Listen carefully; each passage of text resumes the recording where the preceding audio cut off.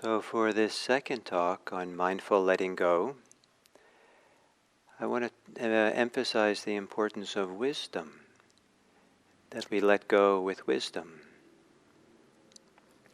with a deeper understanding. And sometimes people hear teachings on letting go, and they hold it up idealistically, they hold it up as something that we're supposed to really, do with everything, let go of everything, be renunciant to something. And there can be lots of foolish letting go. There can be letting go of the wrong things. There can be letting go of things which are perfectly fine to have, but there's an attitude that maybe they're wrong or bad or something.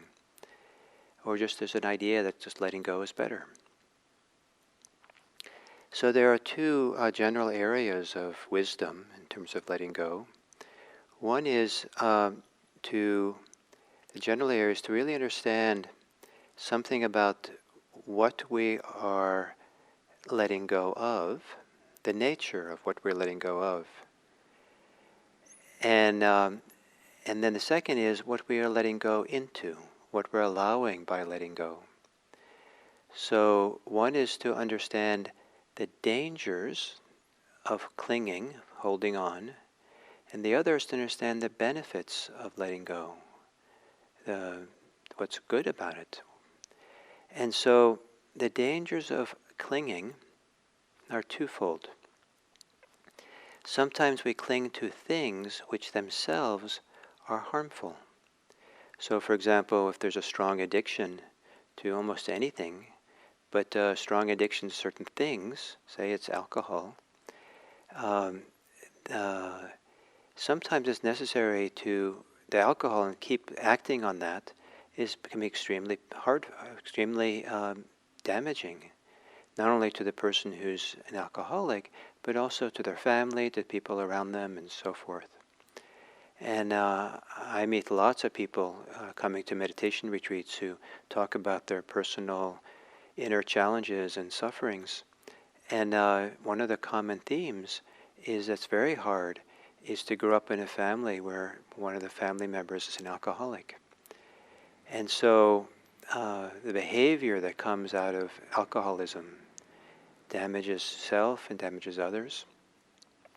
And it's the clinging to that alcohol, which on the surface is really the difficulty. And sometimes it's the wisest thing to do is to really let go of the alcohol, let go of the object of the addiction, remove ourselves from it, remove it from us. And so sometimes it's really the danger of something we're clinging to and holding on to. And we see wisely, oh, this is damaging, this is painful. So that's a kind of wisdom. We really understand why it's not healthy for us. The other kind of understanding about the harm, the danger of clinging, is to understand that the act of clinging itself is a kind of suffering. It might be less of a suffering sometimes than the consequences of addiction, but there's clearly a loss of freedom, a pain, a contraction, an anxiety, some kind of inner pain that comes from clinging. And so here, it's not necessarily letting go of things, but rather letting go of the clinging. Someone could cling to something which is quite beneficial, in and of itself is quite good. Someone could cling to having a good, nutritious diet. And but the clinging to, the craving, the grasping, the necessity, the holding on for dear life, which I've seen in some people.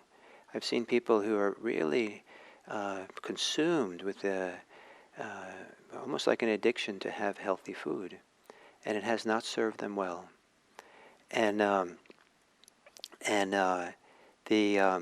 so what's needed is not letting go of the healthy food. What's needed is to let go of that drivenness, the compulsivity for it. That's what we let go of. So some Buddhist teachers will say that letting go is not letting go of things, but letting go of our clinging to things. And in that way, what I'm very fond of pointing out is that there's two ways of letting go of the striker. One would be to just let it drop, and then it might fall, like it just did now on my ankle, and it hurt a little bit. So, you could cause damage in letting go in the wrong way. But the other way of letting go is I can let go of the grasping to the striker, and it ends up like this. So I still have the striker, but I'm holding it gently, openly. I'm not clinging to it. So sometimes really understanding the pain and the tightness of what it's like and the shortcomings of the clinging. Clinging to the striker limits the sensitivity and availability of the soft, sensitive part of the hand to feel what's going on in the world, to connect to it and do other things with it. So when I'm grasping, I'm limited. When the hand is holding this way, let go of the clinging, I'm not as limited. There's more I can do, including putting something down and picking it up when it's needed. So the wisdom of understanding the danger of some of the things that we cling to, that's one form of wisdom. The other form of wisdom is to understand the danger of clinging itself, and how it limits us and causes pain. And those two forms of wisdom can give ample reasons for us to let go. And we understand really well, oh yes, I need to let go, I have to let go, it's important to let go. But still, even with that kind of wisdom, some people find it's hard to let go. And there's fear to let go, there's compulsion is quite strong. And so the other letting go, the other side of wisdom, which is to understand the benefits of it, that letting go, we can also let go into something. And we let go to, like when the hand opens, open to a greater sensitivity. I'm available to feel and be in contact with the world in a much richer and deeper way when my hand is open than if my hand is always clenched. And so we let go into a sensitivity, into availability, into kind of presence that's not possible if we're contracted in, that clinging kind of is. We can also understand that especially it comes with more and more Buddhist practice or any kind of spiritual practice, the contemplative life, that there's a difference between living on the surface of life and living really connected more deeply into the well springs of life. And I like to call it the inner life. Some people might call it the soul here in the modern West. The Buddhists might call it the heart, citta, really being connected to the heart. If I spend my days pursuing pleasure and getting massage and tasty food and different kind of sensual pleasures, it might feel really good, but that's more surface. To really feel something deeply, deeply contentment and peacefulness and warmth and kind of three-dimensional, fully kind of embodied sense of the inner life, the full life, we have to kind of open up to what's deeper inside of us, the quality of our inner life. And only we can be the caretakers of that inner life. And we have to discover it and learn what it is, which is a lot of what the contemplative life is about. And I'm using the word contemplative today to kind of imply something that's maybe much bigger than simply a mindful life. A mindful life for some people is still a life on the surface, just being mindful of, eating the raisin or something. Contemplative life is mindfulness which really is wakes up, the inner sensibility that touches into the quality of the inner life.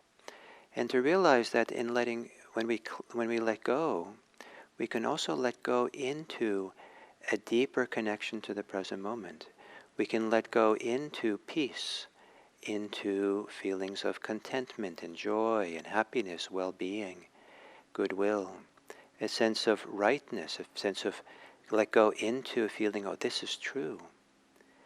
It's possible to let go and then feel our sadness and our grief, but it can feel like this is, as painful as it is, it feels right. There's a rightness to feel this grief. Of course I feel grief, given what's happened.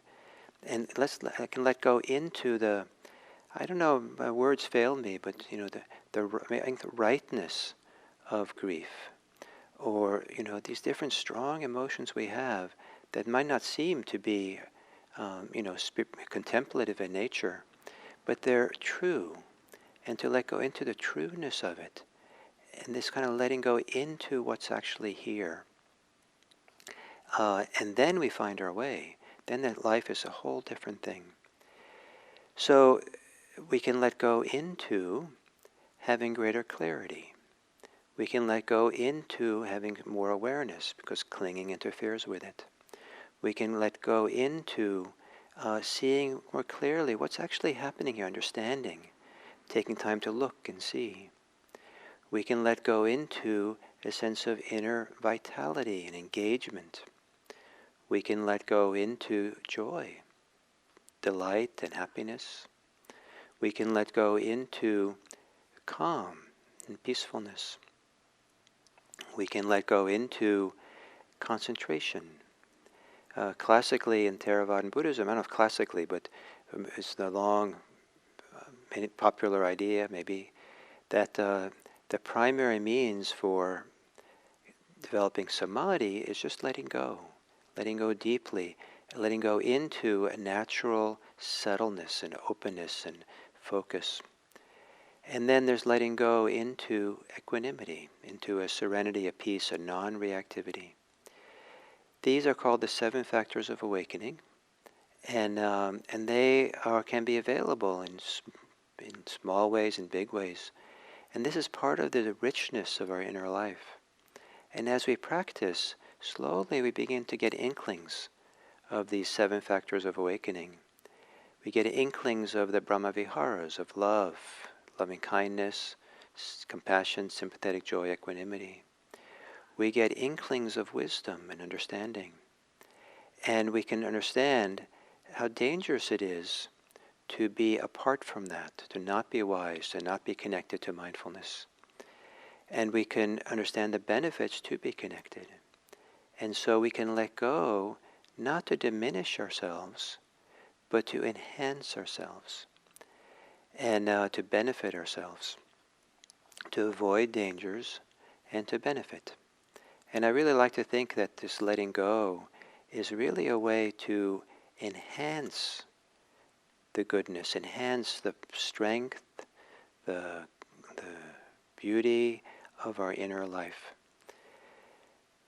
And so, developing wisdom around letting go. And so mindful letting go, it can be synonymous with wise letting go. And if someone asks you to let go, or you consider letting go of something, ask yourself, is it wise? What's wise? Let's become wise first about it before I let go. So, thank you, and look forward to tomorrow.